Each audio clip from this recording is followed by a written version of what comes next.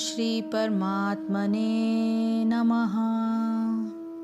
यदा यदा हि धर्मस्य ग्लानिर्भवति भारत अभ्युत्थानम् अधर्मस्य तदात्मानं सृजाम्यहम्।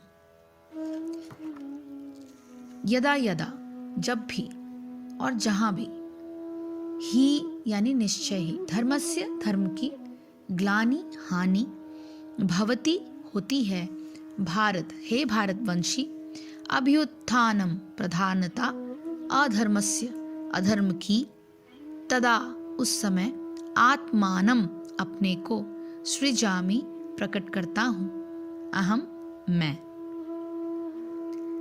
ये श्लोक गीता के श्लोकों में से एक बहुत ही महत्वपूर्ण श्लोकों में से माना जाता है।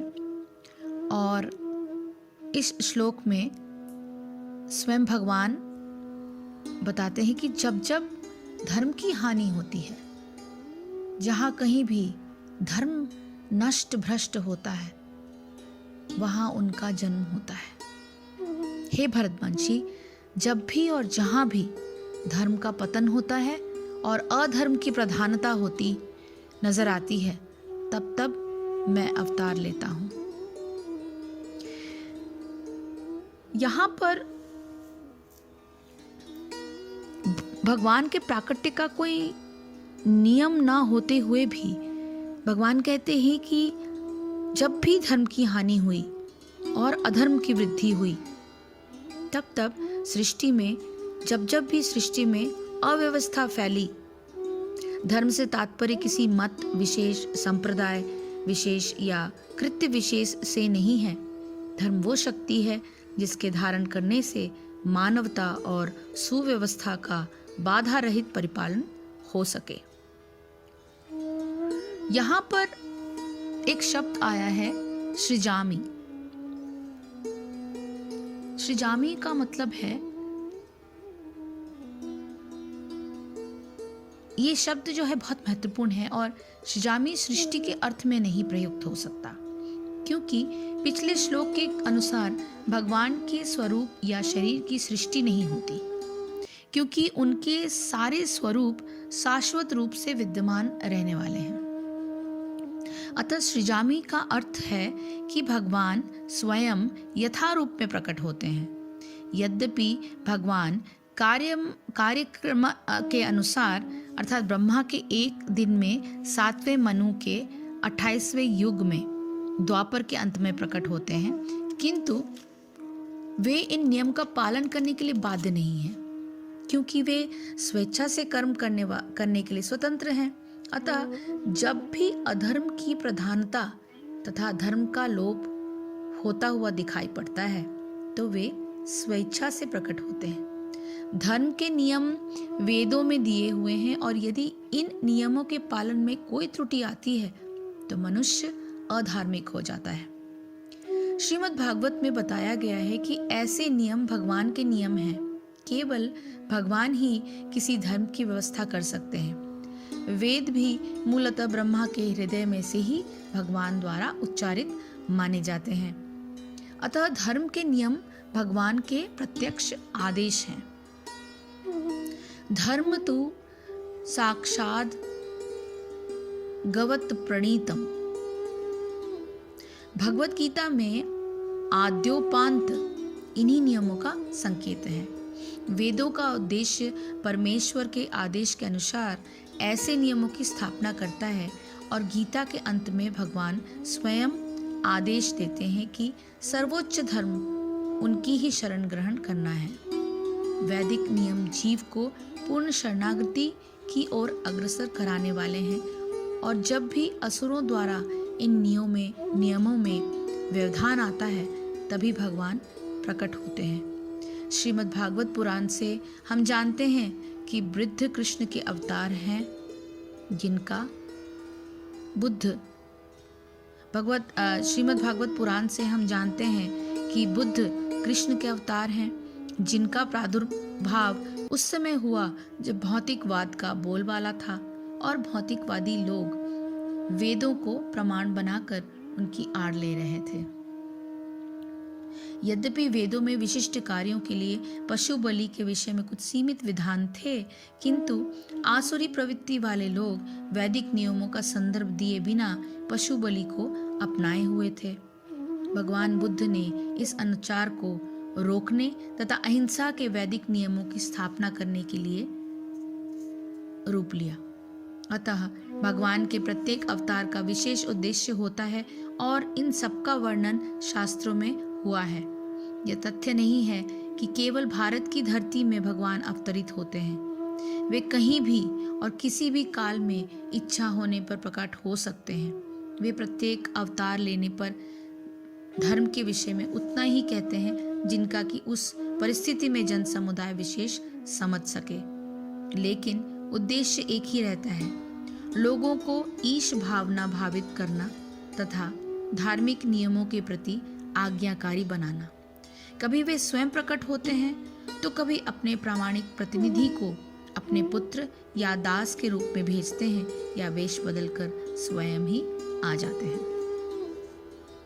भगवद गीता के सिद्धांत अर्जुन से कहे गए थे, अतः वे किसी भी महापुरुष के प्रति हो सकते हैं, क्योंकि अर्जुन संसार के अन्य भागों के सामान्य पुरुषों की अपेक्षा अधिक जागरूक था। 2 और 2 मिलकर 4 होते हैं, ये गणितीय नियम प्राथमिक कक्षा के विद्यार्थी के लिए उतना ही सच है जितना कि उच्च कक्षा के विद्यार्थी के लिए। तो भी गणित उच्च स्तर तथा निम्न स्तर का होता है। अतः भगवान प्रत्येक अवतार में एक जैसे सिद्धांतों की शिक्षा देते हैं जो परिस्थितियों के अनुसार उच्च या निम्न प्रतीत होते हैं। जैसा कि आगे बताया जाएगा, धर्म के उच्चतर सिद्धांत चारों वर्णाश्रमों को स्वीकार करने से प्रारंभ होते हैं। अवतारों का एकमात्र उद्देश्य सर्वत्र कृष्ण भावनामृत को उद्बोधित करना है। परिस्थिति के अनुसार ये भावनामृत प्रकट तथा अप्रकट होता है।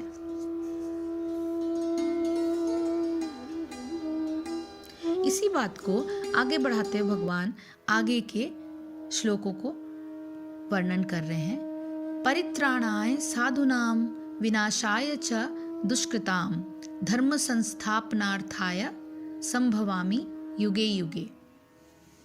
भक्तों का उद्धार करने, दुष्टों का विनाश करने तथा धर्म की फिर से स्थापना करने के लिए मैं हर युग में प्रकट होता हूं। तो साधु पुरुषों का उद्धार करने के लिए और जो गलत कर्म है उनको करने वालों का नाश करने के लिए तथा धर्म की स्थापना करने के लिए मैं युग युग से आता रहता हूं, आता रहूंगा। भगवत गीता के अनुसार साधु यानी पवित्र पुरुष कृष्ण भावना भावित व्यक्ति है। अधार्मिक लगने वाले व्यक्ति में भी यदि पूर्ण कृष्ण चेतना हो तो उसे साधु समझना चाहिए। दुष्कृताम उन व्यक्तियों के लिए आया है जो कृष्ण भावनामृत की परवाह नहीं करते। परित्राणाय अर्थात उद्धार के लिए, साधु नाम भक्तों के, विनाशाय संहार के लिए, च यानी तथा, दुष्कृताम दुष्टों के, धर्म यानी धर्म के, संस्थापन अर्थाय पुनः स्थापित करने के लिए, संभवामि प्रकट होता हूँ, युगे युगे यानी युग युग से। अब ये दुष्कृताम शब्द उन व्यक्तियों के लिए आया है जो कृष्ण भावनामृत की परवाह नहीं करते। ऐसे दुष्कृताम या उपद्रवी मूर्ख तथा अधम व्यक्ति कहलाते हैं, भले ही वे सांसारिक शिक्षा से विभूषित क्यों न हो।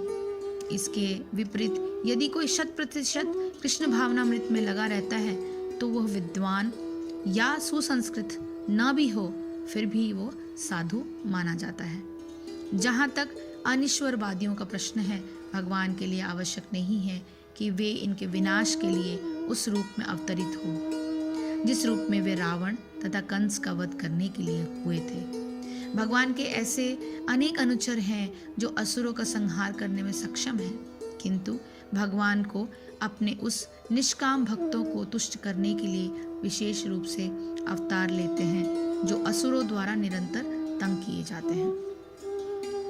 असुर भक्त को तंग करता है, भले ही वो उसका सगा संबंधी क्यों ना हो।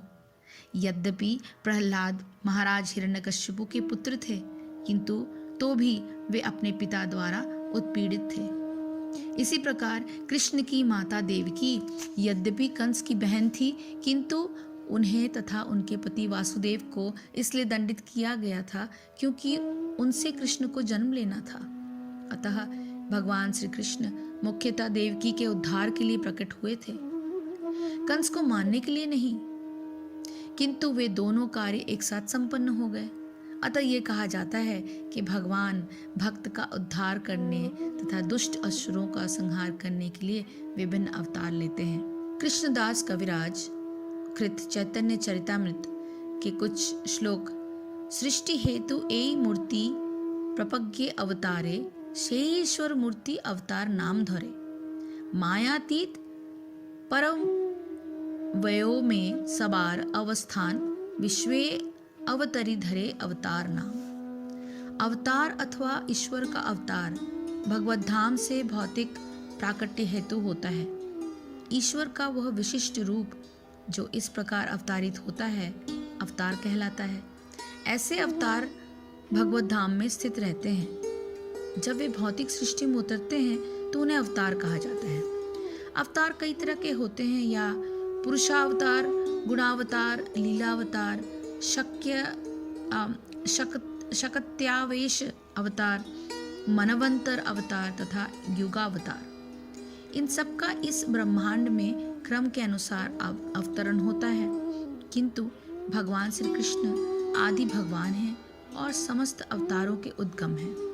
भगवान श्री कृष्ण शुद्ध भक्तों की चिंताओं को दूर करने के लिए विशिष्ट प्रयोजन से अवतार लेते हैं, जो उन्हें उनकी मूल वृंदावन लीलाओं के रूप में देखने के उत्सुक रहते हैं। अतः कृष्ण अवतार का मूल उद्देश्य अपने निष्काम भक्तों को प्रसन्न करना है। भगवान का वचन है कि वे प्रत्येक युग में अवतरित होते रहते हैं। इससे सूचित होता है कि वे कलयुग में भी अवतार लेते हैं। जैसे कि श्रीमद् भागवत में कहा गया है कि कलयुग के अवतार भगवान चैतन्य महाप्रभु हैं, जिन्होंने संकीर्तन आंदोलन के द्वारा कृष्ण पूजा का प्रसार किया और पूरे भारत में कृष्ण भावनामृत का विस्तार किया। उन्होंने ये भविष्यवाणी की कि संकीर्तन की यह संस्कृति सारे विश्व के नगर नगर तथा ग्राम ग्राम में फैलेगी। भगवान चैतन्य को गुप्त रूप में किंतु प्रकट रूप में नहीं, उपनिषदों, महाभारत तथा भगवत जैसे शास्त्रों के गुह्य अंशों में वर्णित किया गया है। भगवान कृष्ण के भक्तगण भगवान चैतन्य के संकीर्तन आंदोलन द्वारा अत्यधिक आकर्षित रहते हैं। भगवान का यह अवतार दुष्टों को विनाश नहीं करता, अपितु अपनी अहेतुकी कृपा से उनका उद्धार करता है। साधु पुरुषों का संरक्षण व पाप का नाश कैसे हो, वो इस श्लोक में बताया गया है कि दो अत्यंत सारगर्भित शब्द आए हैं। एक है साधु पुरुषों का उद्धार और दूसरा है पाप कर्म करने वाले का विनाश। जैसे पहले कहा जा चुका है कि शरीर का अस्तित्व केवल सूक्ष्म शक्तियों के अभिव्यक्ति पर ही आधारित है। साधु पुरुष वे होते हैं जिनमें दैवी शक्तियों का प्राकट्य अधिक होता है, और पाप कर्म करने वाले वे होते हैं जिनमें इन वृत्तियों का विरोध होता है। केवल शरीर के संरक्षण और नाश से इन वृत्तियों का संरक्षण अथवा नाश नहीं होता। भगवान के प्राकट्य से जहाँ दैवी शक्ति को ओज और बल मिलता है, वहीं साथ ही आसुरी प्रवृत्तियों का नाश होता है। सत्संग की व्याख्या करते हुए गोस्वामी तुलसीदास जी कहते हैं, मज्जन फल पेखिय तत्काला, काक होही पीक बको मराला। अर्थात सत्संग रूपी गंगा में स्नान करने से कर्कश स्वर बोलने वाला कौवा भी मधुर स्वर वाला कोयल बन जाता है, और कीड़े खाने वाला बगुला भी मोती चुगने वाला हंस बन जाता है। भगवान के प्राकट्य से यह प्रक्रिया और भी प्रभावशाली हो जाती है। यही पाप कर्म करने वाली वृत्तियों का विनाश और साधु प्रवृत्तियों का संरक्षण है। धर्म की स्थापना के यही मुख्य स्तंभ हैं, और भगवान का यह आश्वासन है कि इन कार्यों को करने के लिए न कोई काल की अवधि है और न ही किसी विशेष अवसर की आवश्यकता। भगवान का प्राकट्य और उनके द्वारा अपने प्रभाव को व्यक्त करने की यह प्रक्रिया किस प्रकार की होती है और उसको जानने का यह फल है, ये बताते हुए भगवान आगे के श्लोकों का वर्णन करेंगे।